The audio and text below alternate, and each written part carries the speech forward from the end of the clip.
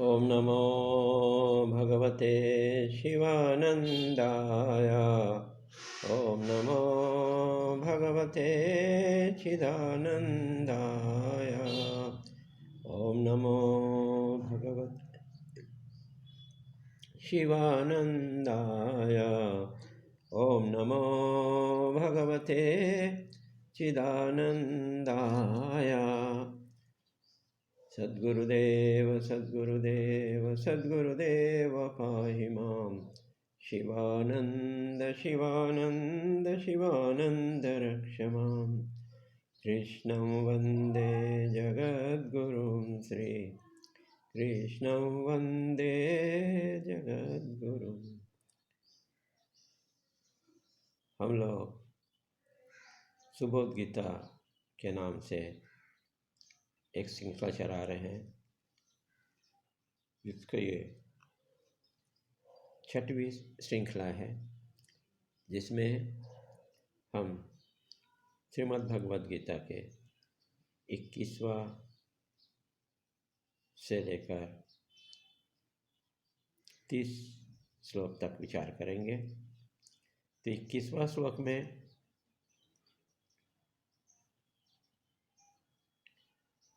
कहा गया है कि आप अपने हे अच्युत, आप अपने स्वरूप से गिरते नहीं हैं, इस कारण से आप अच्युत हैं।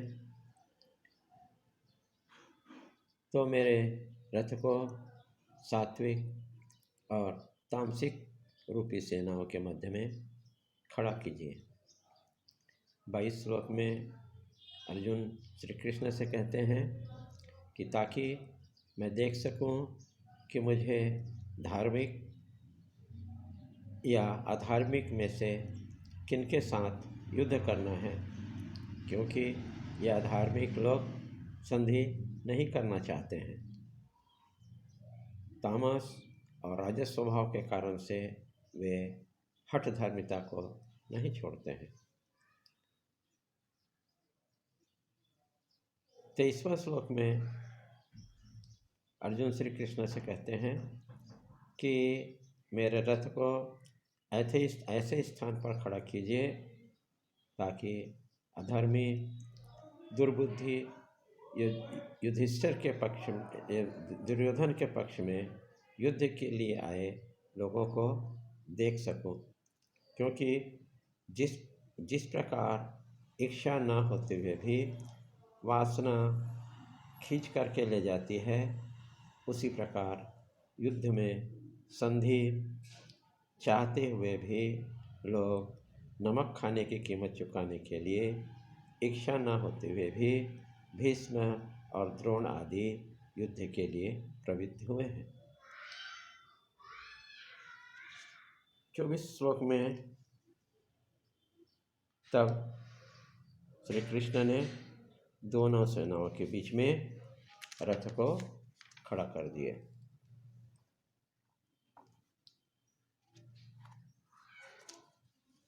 अब 25वां श्लोक में श्री कृष्ण ने अर्जुन से कहा कि भीष्म द्रोण आदि कौरवों को देखो। तब 26 श्लोक में अर्जुन ने दोनों सेनाओं के मध्य शत्रुओं को न देखकर अपने प्रिय दादा भीष्म पितामह, आचार्य द्रोणाचार्य, मामा, भाई, पुत्र, पौत्र और सखाओं को देखा। टिप्पणी यही है कि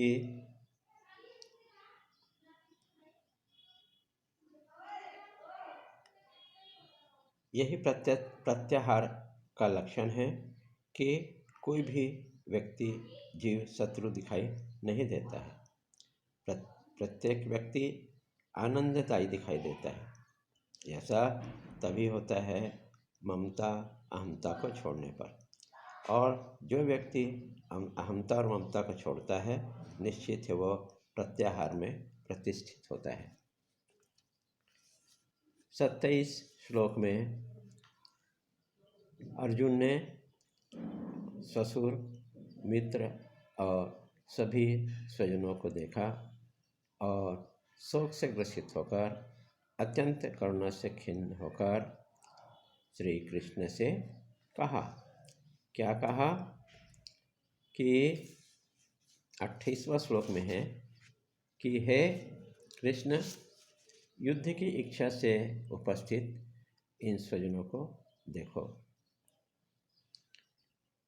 यहाँ पर एक टिप्पणी आती है कि कृपा दो प्रकार से होती है, परकृपा और अपराकृपा। परकृपा विवेक से और अपराकृपा मोह से प्राप्त होता है। मैत्री उपनिषद के में 4 प्रकार की कृपा बताई गई है। पहला ईश्वर कृपा, जो सभी पर अहेतु की कृपा भगवान करते हैं, सभी पर दया करते हैं। दूसरी कृपा है शास्त्र कृपा। शास्त्र की कृपा से शास्त्रों को सब समझते हैं, अन्यथा जिस पर शास्त्र की कृपा नहीं होती है, शास्त्र उसको समझ में नहीं आता है। तीसरी गुरु कृपा होती है, गुरु के उपदेशों को 100% पालन करना, तभी गुरु प्रसन्न होते हैं और अपनी कृपा बरसाते हैं। चौथी कृपा है आत्मकृपा। आत्मकृपा आप पर यदि उपरोक्त 3 कृपा है, पर यदि आप अपने स्वयं पर कृपा नहीं करते हैं, शास्त्र के उपदेश पर, गुरु के उपदेश पर आचरण नहीं करते हैं, व्यवहार नहीं लाते हैं, तो ये तीनों कृपा फेल हो जाती है। ऐसा सद्गुरु स्वामी चिदानंद जी महाराज कहते हैं। एक विचारणीय प्रश्न और है कि संसार में ब्रह्म ही नित्य है, ब्रह्म के अलावा जितने भी भिन्न हैं सभी अनित्य हैं।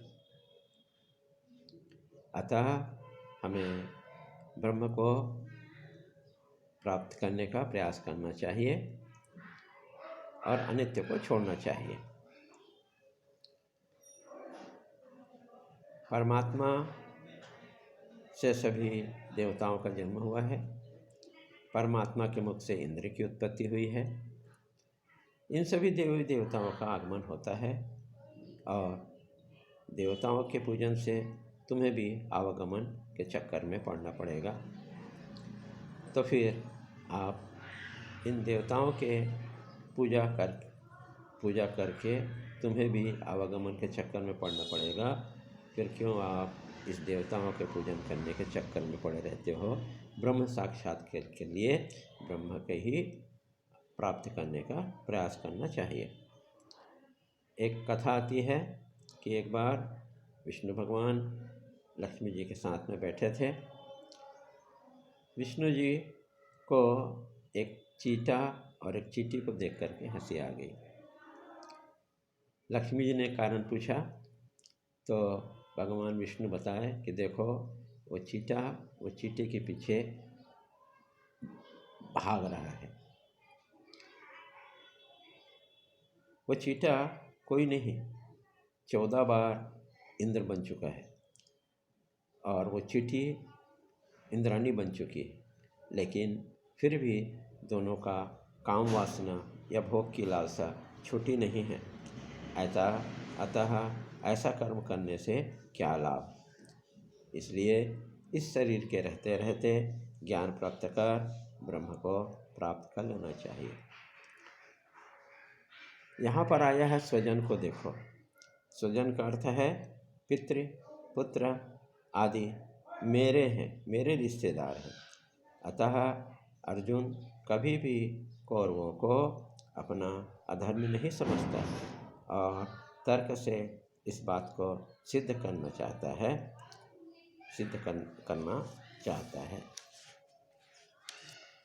तो ये तो हुआ 28वां श्लोक में वर्णन।